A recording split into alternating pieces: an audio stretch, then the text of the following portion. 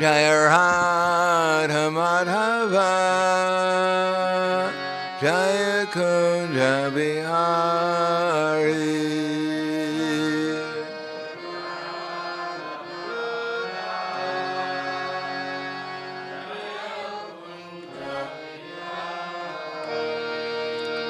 Jaya Radha Madhava Jaya Kunja Bihari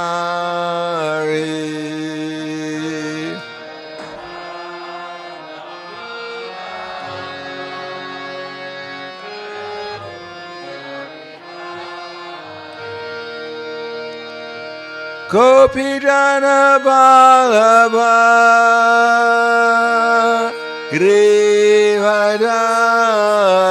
Grivadari Jaya Grivadari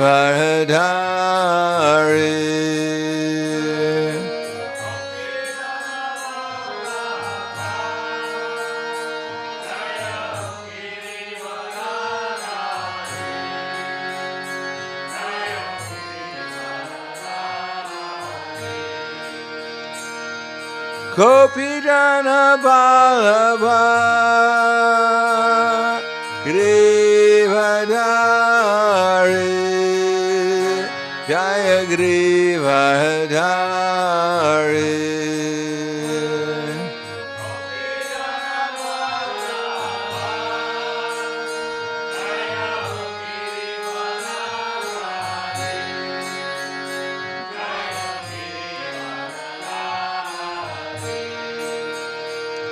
Yasodanandana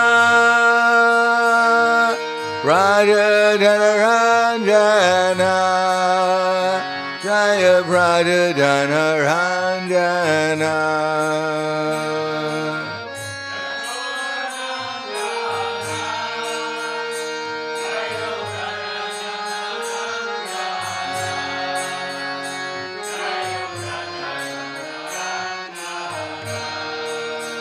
Yasodanandana Radha Dhanaranjana, Jaya Radha Dhanaranjana.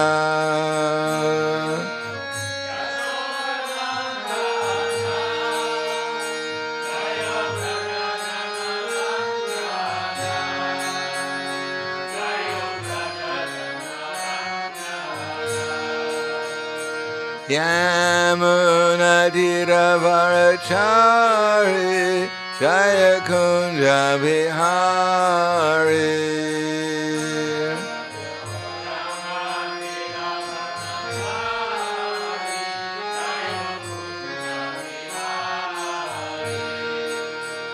Yamuna Dhiravarachari, Jaya Kunja Vihari.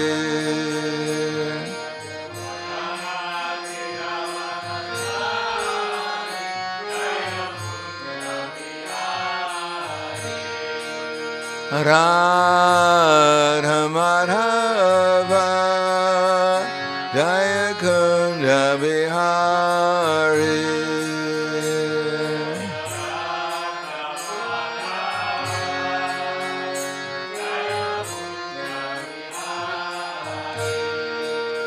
Jaya Radha Madhava, Jaya Kunja Vihari.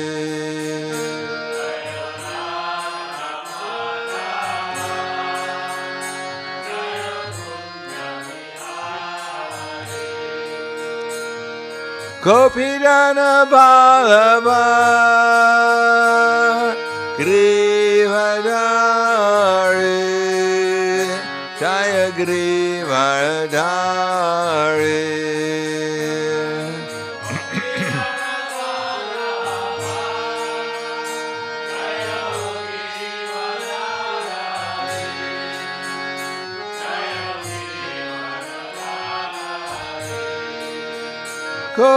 Gopidana Balava, Grivadari,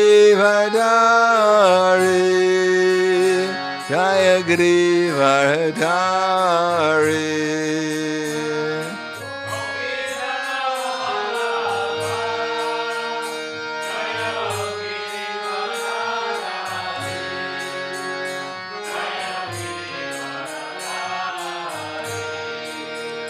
Yasodanandana,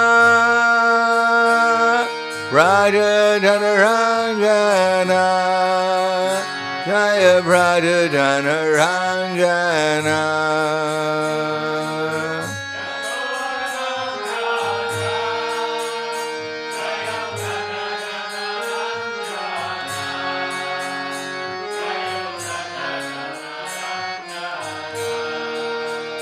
Yasodanandana, Radha Dhanaranjana, Jaya Radha Dhanaranjana.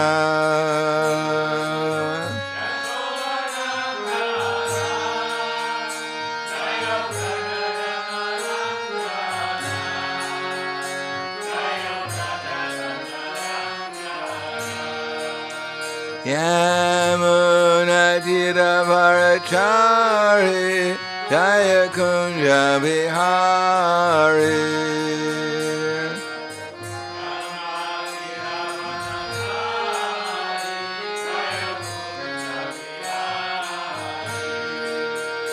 Yamuna Dhiravarachari, Jaya Kunja Vihari.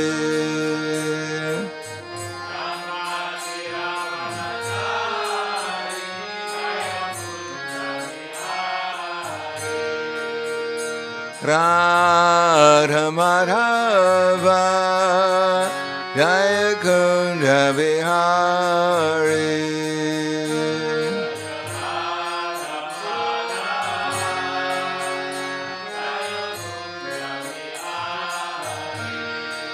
Jaya Radha Madhava, Jaya Kunja Vihari.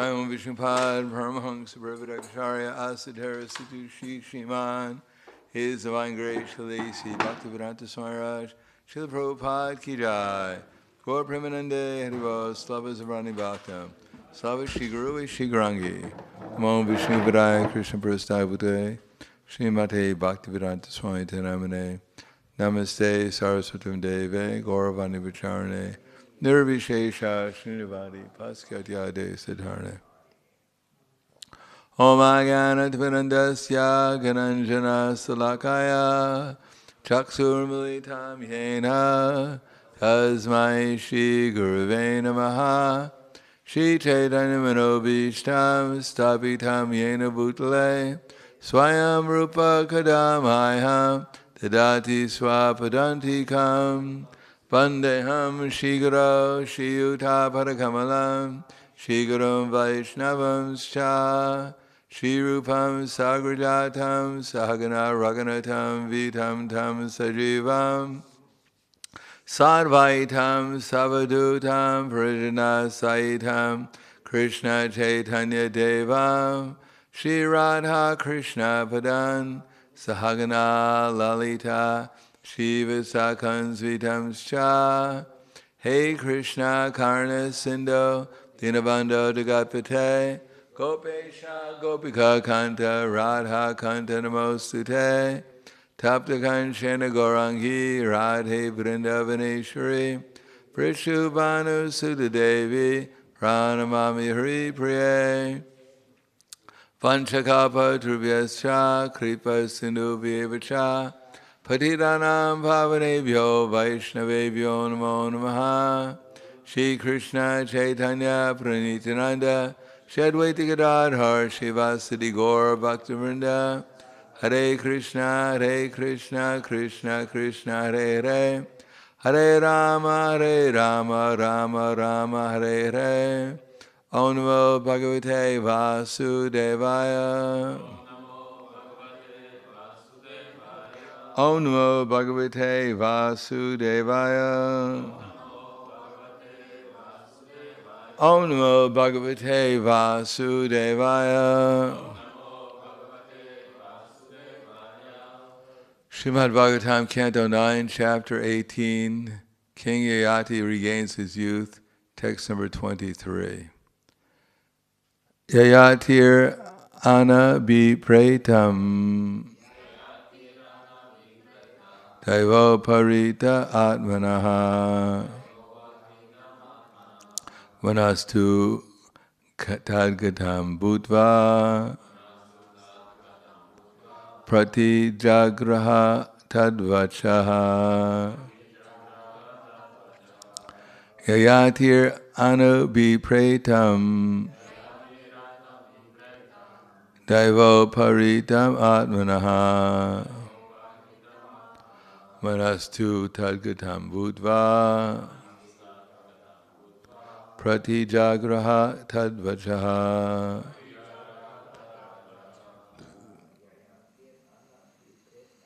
Yatyana vipretam Daivo parita atmanaha Manastu tadgatam bhutva Tatyatka tadvachaha Yatyana vipretam Daivo paritam atmanaha Manastu tadgatam bhutva Pratitagraha tadvachaha. Mataji. Yatirani vipretam Daivo paritam atmanaha Manastu tadgata bhutva Pratigraha tadvachaha. Yayati King Yayati Anavipretam not liked Daiva uparitam brought about by providential arrangements Atmanaha, his personal interest. Manaha, mind. To, however, tadgatam, being attracted to her. Budva, by such intelligence. Pratijagraha, accepted. Tatvachaha, the words of Devayani. Translation and purport by His Divine Grace, A.C. Bhaktivedanta Swami Srila Prabhupada. Shukadeva Goswami continued, because such a marriage is not sanctioned by regular scriptures, King Yayati did not like it, but because it was arranged by providence, because he was attracted by Devayani's beauty, he accepted her request. Purport. According to the Vedic system, parents would consider the horoscopes of the boy and girl who were to be married. According to her astrological calculations, the boy and girl were compatible in every respect. The match was called Yoktaka, and the marriage would be accepted. Even 50 years ago, the system was current in Hindu society.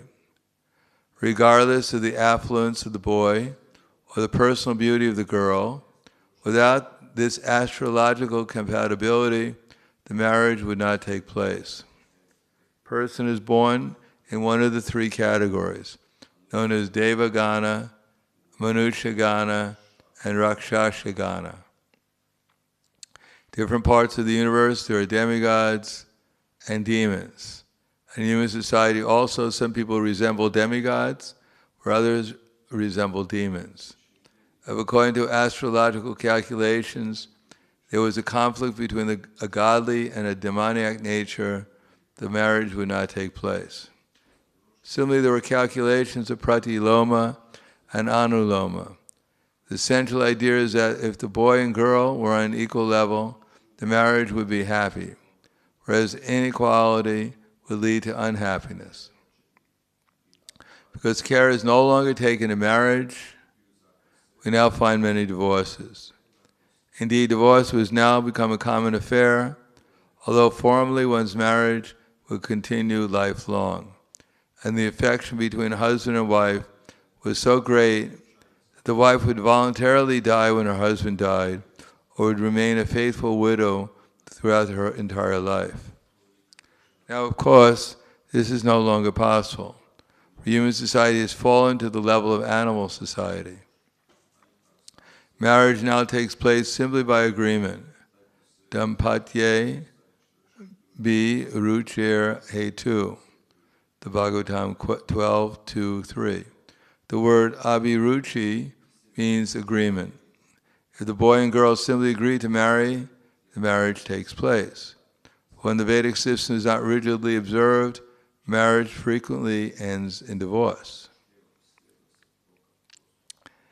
Yatir anabi pretam daivo parita atmanaha manastu tadgatam bhutva prati jagraha tadvachaha.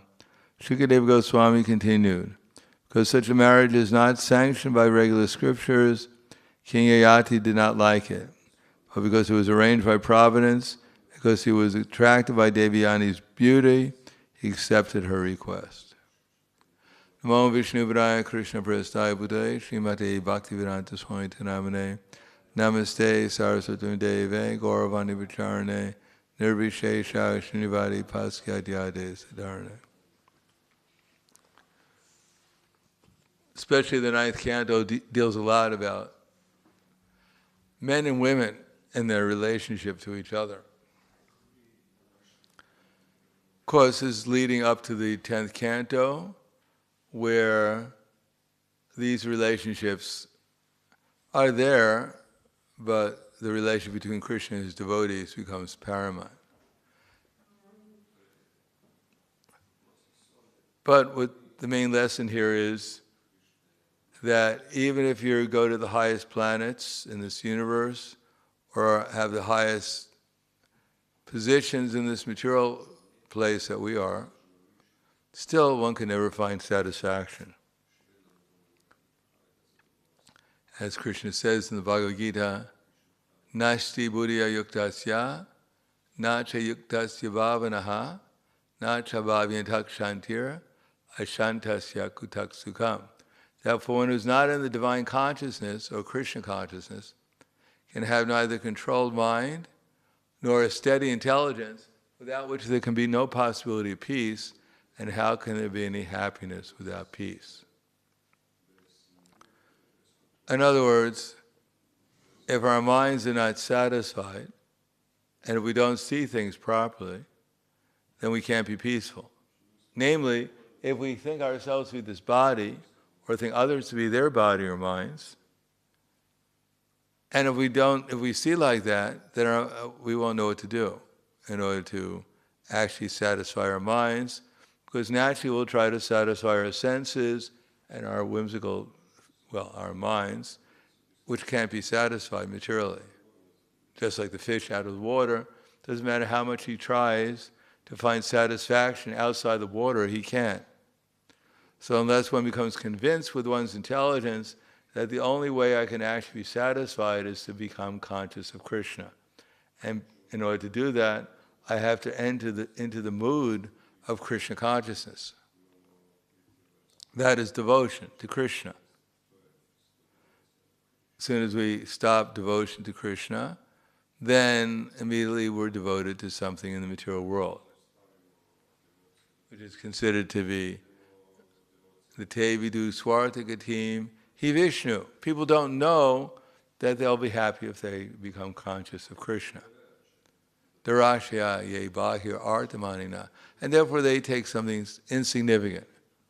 Teach, as Prahlad Maharaj said, even the highest material experience, which is sex life, Prahlad Maharaj compares it to rubbing of two hands together. Kandurivat manistijam manasajetaha. Yanmai tunadi grihamedi sukham hiti tucham. Kanduyanena iva dukkha dukkha. Karyor iva dukkha dukkha. It's compared to the rubbing of two hands together to relieve an itching sensation. But that's glorified throughout the whole universe. The whole universe is full of love stories. And the Bhagavatam is full of love stories too. We've just gotten through Purava and Urvashi. Such a love story. Certainly lasts longer than the usual love stories on this planet. And as a matter of fact, he even goes to another planet to be with her. So how romantic. But it's always winding up the same thing. Ultimately, if we follow the story here of King Yayati and Devayani and Sarmishta, because they were cultured and regulated in their sex life, therefore, after a while, they get bored, and they realize that this is not the ultimate happiness, and they gave it up and became Krishna conscious. On the other hand, if one is not regulated in one's sex life, or in any kind of sense gratification, then one will get perhaps a temporary satisfaction when the senses are temporarily satisfied. Therefore, the mind feels peaceful, and that's called bliss. But then one, as it says, if you pour ghee on a fire, enough oil or ghee on the fire, the fire will temporarily go out, but then it'll blaze up even more. So one may temporarily feel some satisfaction by rubbing the hands together to relieve an itching sensation, but after one stops, then the itching comes back even more stronger. Until, as Prabhupada said, then there's blood. So this is not the ultimate solution to our problem of dissatisfaction. Trying to find some satisfaction, some happiness, some relief from the itching sensation, some peace of mind, so that one thinks that once I get peace of mind, then I can get happiness. But the peace of mind can never come in the material world because we have to die, for one thing. And everything is ultimately an attempt to avoid death, which is inevitable. So even though we're trying very hard to find peace, satisfaction, we're making so many arrangements every day. We eat properly, hopefully. We get up. We do so many things to maintain the body. But still it grows old, comes disease, and dies no matter what we do. And therefore one can never be peaceful because all our attempts will be ultimately unsuccessful. Doesn't matter how exalted we become, how learned we become, how talented we become. In order to avoid death, which is the ultimate objective of any materialist, everyone dies anyhow. The pauper dies, the king dies, the Olympic gold medalist dies, the person who can't even tie his shoes dies, everyone dies. So no matter how talented, opulent, strong, how exalted we may be in the eyes of others, we have to leave this body anyhow and go on to our next body, either spiritual and material. And even if we enjoy like the demigods or like Yayati with Devyani, ultimately it's seen as frustrating and one has to give it up. And hopefully in the case of Yayati, because he was a cultured person and his wife was cultured, therefore they took up Krishna consciousness.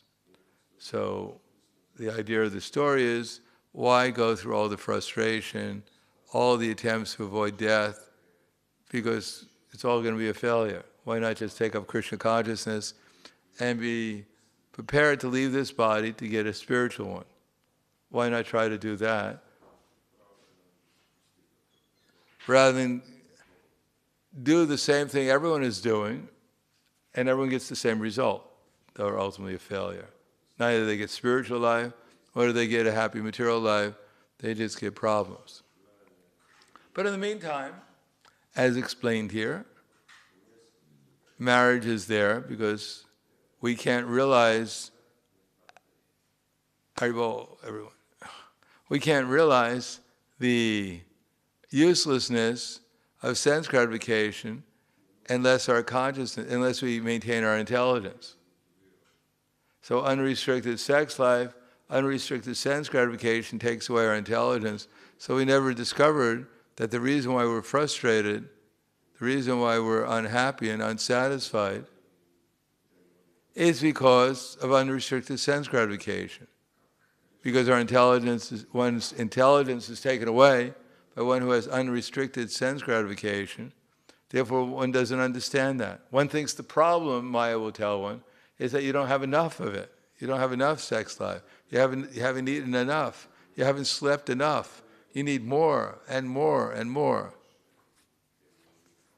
And Maya will put us in a delusion to reconfirm our illusion. Illusion reconfirms illusion until one comes in contact with persons who have more elevated knowledge than one has. And if one fortunately takes their instruction, then one may get some higher understanding of things. And here it explains that marriages should be compatible. Lo and behold, even the Bhagavatam talks about marriage. It doesn't condemn marriage because ordinarily people need marriage in the material world in order to get free from the conception that they need marriage, which is quite strong. I mean, marriage means that one requires the help of someone, an assistant in some way. So that's everyone in the material world, generally, one requires that unless one is independently strong in Krishna consciousness. Or has enough experience to understand that the amount of trouble you have to go through, especially in Kali Yuga, to maintain a household life is quite a big distraction, and will mean that one's consciousness will necessarily be diverted from concentrating purely or wholly in Krishna consciousness. There's too many distractions. But still, for an ordinary person, they're not, if they give up marriage, they're not going to fix their mind on Krishna anyhow. They'll simply run around with a number of ladies or men rather than actually fixing the mind on Krishna. So better to fix one's mind on one person and then discover that one needs more than simply marriage life in the material world. One also needs Krishna along with the marriage life. One has to do it in Krishna consciousness. And in order to do that, one should not be so distracted in marriage life that one is seeking the satisfaction that one was hoping for in marriage life and not finding it at all. There is happiness in material life, however insignificant it might be, but for a person who's not in Krishna consciousness, it's very significant, the happiness in material life, because it's the only happiness. Therefore, some compatible relationship should be there, because the husband should be a protector and the wife should be an assistant, and they should together work to become conscious of Krishna and bring up their children in Krishna consciousness. Otherwise, you may have the most compatible relationship, so they both go to hell together. That's not the idea of finding compatibility, that now we're compatible together and we can both go to the darkest regions of existence, but at least we'll be together there. That's not the idea. The idea is that when there's compatibility, then one can think about the higher cause of life, Krishna consciousness. So Prabhupada simplifies it here. There's something called kutas. Kutas means that there's 32 aspects of compatibility, 32 points one can get. Actually, there's a number of different calculations according to kutas, which include many, many things, such as if the two families will be compatible with each other, your dynasties are compatible, if you're mentally compatible, if you're physically compatible, if after getting married, your partner will get into trouble, or you'll get into trouble. How many children, if you actually have, how many children you want, etc., etc. And here it mentions Rakshasa, Manusha, and Deva. So there's just one of them, an important one, because obviously our acharyas have mentioned it. But nowadays, just because you have a moon in a nakshatra, which is a Deva nakshatra, doesn't make people godly nowadays. There's too many other factors. Although the moon, our minds, are very important, whether you say in astrology or just in reality, the moon is very important. Because it's our moon that actually, it's our minds that are actually pushing us. We may think we're very intellectual, but actually when the biggest intellect, when he sees nice ice cream and pizza, his heart melts. When he sees the opposite sex, an attractive person from the opposite sex, then immediately he loses all his intelligence, no matter how intellectual he may be. So what's pushing us is our mind, our feelings, our desire, thinking, feeling, and willing, especially thinking and then feeling, because we want to feel good. No one wants to, everyone, happy means you feel good. No one is spending their life trying to figure out how to feel bad. Although that comes along with the territory, as they say. But that takes intelligence in order to do that, and therefore one should make arrangements in such a way as not unnecessarily to put one into difficulty. So a certain amount of arrangement should be there. You don't want to match up with someone who wants 5 children and you don't like children. Someone who wants to live in a palace and you prefer a hut. Someone who wants to travel around the world and you like to stay in one place. Obviously, as soon as such a relationship starts, there's going to be conflict. There'll be love, romance for a couple of months or something, and then the reality hits in, And then when it has other needs, one has to satisfy also. Therefore, in the Vedic culture, men and women didn't just fall in love, generally speaking, unless they were very high class, and then get married. The parents would take care of it, because they know, as now, people become infatuated. And because they have no experience, they have no idea about the consequences of simply following whimsically one's infatuation, how much distress it'll bring, how much wasted time it'll bring. Therefore, the parents who were cultured, had more wisdom, would actually make arrangements so that they find a compatible match. And part of that compatible match is that they should have similar interests. If you have a servant mentality, it's necessary to be with someone else who has the same service mentality. If one likes to take care of cows and protect them and farm, of course, obviously, you want a farmer, not a kshatriya on your farm.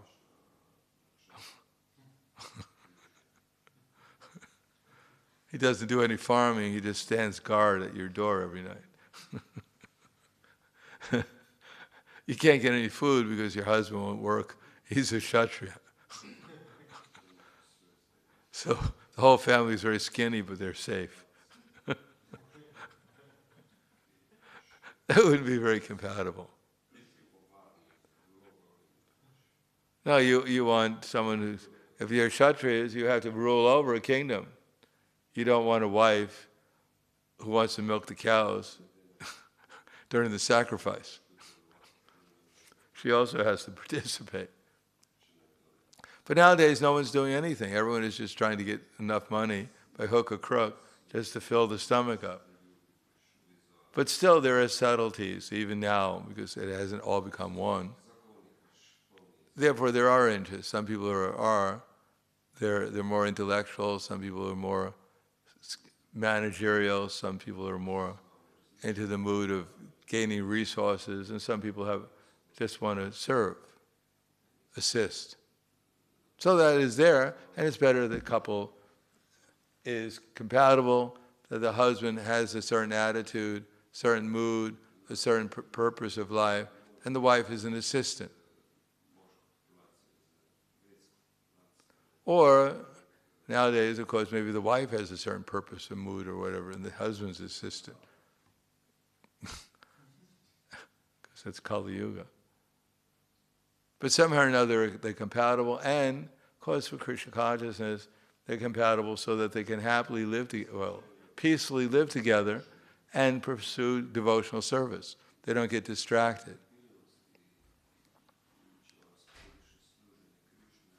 And therefore, they can make progress to the point where they realize that actually they're a Krishna's servant. The wife, the husband is Krishna's servant. Everyone is Krishna's servant. And therefore, there's no problem. Wherever they are, they don't have to have a certain house. They can go on pilgrimage wherever they are. Everyone is Krishna's servant, and therefore they don't miss simply their own little kingdoms. They've expanded their consciousness so they see the whole world as Krishna's kingdom, rather than trying to just create their own kingdom and have their own little kingdom with Krishna there. They see the whole world as Krishna's kingdom. And eventually they can understand that this world is not my world. I don't belong here. No one really belongs here. And therefore they can actually become renounced. So household life is, for most people, is necessary to learn certain lessons, and it should be learned in a way that's peaceful, that they can go on peacefully together or happily together, bring up their children in Krishna consciousness, and do something for Krishna as householders, and then progress towards seeing this world as Krishna's kingdom, and eventually seeing it's not my kingdom and I don't belong here. I should go back to the spiritual world. And both husband and wife, if they go through the process, they both reach maturity and they come to that conclusion. And there's no compatibility. They spend their life fighting with each other, or a short marriage, and they go looking for their soulmate, which they can never find. And therefore lament for the rest of their lives, hanker and lament.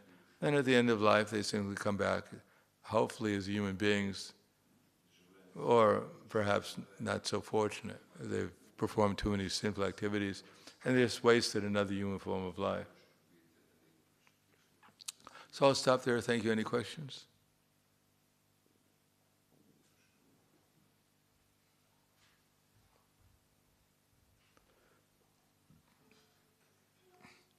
Unfortunately, in ISKCON, even in ISKCON, generally speaking, when devotees want to get married, they first fall in love, and then they go to the astrologer to confirm it.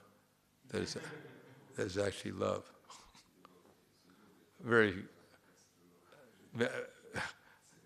Arranged marriages in ISKCON is also not very common. And therefore, at least if they're devotees, if they're trying to become devotees, they can, even if the relationship is not perfect, they can still tolerate it. Not that at least inconvenience, then the least incompatibility, then immediately there's divorce and we separate. Find our other divine couple.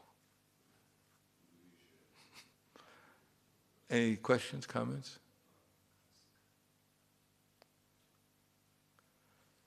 Hvala Grantaraj Srimad Bhagavatam ki jai, Srila Prabhupada ki jai, Gaur Premanande.